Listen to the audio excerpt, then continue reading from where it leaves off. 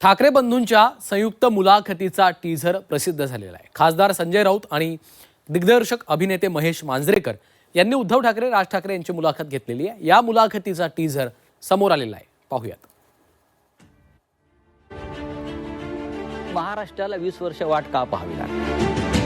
मुंबई महाराष्ट्रापासून स्वतंत्र करणं, वेगळी करणं, याच्यासाठीची ही सगळी खटाटोप या लोकांचा चालू आहे। ही करप्शन आणि कन्फ्युजनची युती। भ्रष्टाचाराच्या गोष्टी तर फडणवीसांनी करूच नाहीत। उद्धव ठाकरे आणि राज ठाकरे यांच्या संयुक्त मुलाखतीची थोडीशी झलक।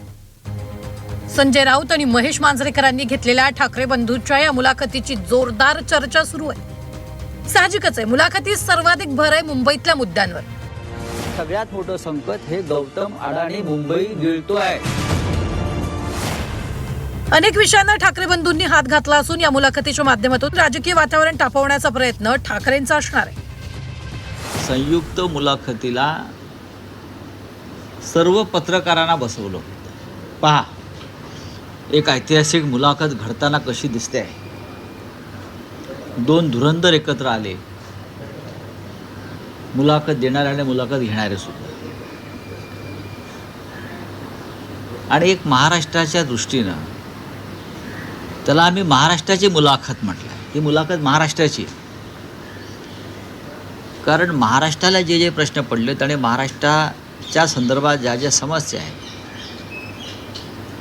त्या सर्व विषयावर माननीय शिवसेना पक्षप्रमुख उद्धव ठाकरे, माननीय महाराष्ट्र नवनिर्माण सेनेचे अध्यक्ष राज ठाकरे यांनी आपली मतं व्यक्त केली आणि खणखणीत पद्धतीने ते बोललेले आहे। आणि त्यांनी काय सांगितलं आहे? आता नाही तर कधीच नाही। मुंबई हातची गेली, आपल्या पुढल्या पिढ्या बर्बाद होतील।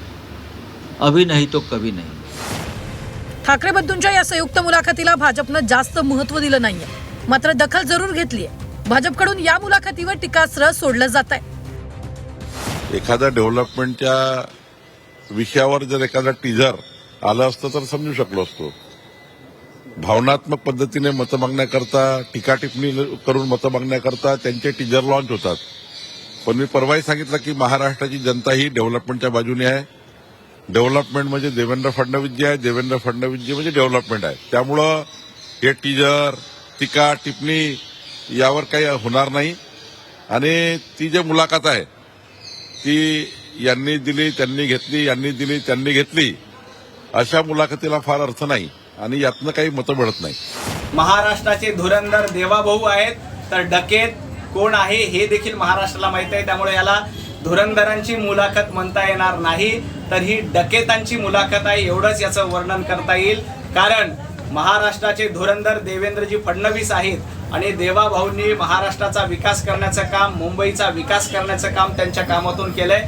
त्यामुळे याला धुरंधरांची नाही तर संजय राऊतांच्या शब्दात सांगायचं तर दलिंदर मुलाखत म्हणता येईल। ठाकरे बंधूंच्या प्रचार सभा अद्याप सुरू झालेल्या नाहीयेत। या प्रचार सभांचा धडाका सुरू होईल आणि दुसरीकडे या संयुक्त मुलाखतीचे भागही प्रसिद्ध होते। त्यामुळे राज्यातील राजकारण चांगलंच ढवळून निघणार आहे। मुलाखतीप्रमाणे जाहीर सभांमधून ठाकरे बंधू कसा प्रहार करतात हे पाहणं महत्त्वाचं आहे। कृष्णात पाटील, झी 24 तास, मुंबई।